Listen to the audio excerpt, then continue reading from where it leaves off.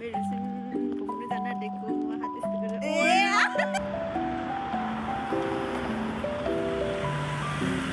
यो चाहिँ हाम्रो घर पछाडिको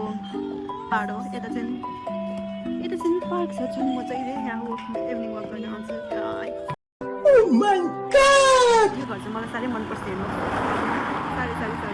जहिले भाइबिनहरू खेलिरहेको हुन्छ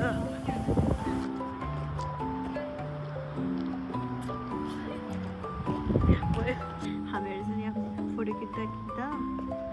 यस्तो भयो यस्तो राम्रो दिन नाच्थ्यो लाइक गुडनेस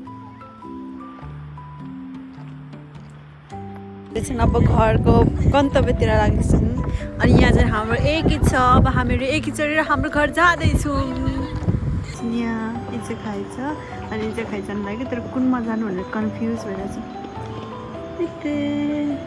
टाडा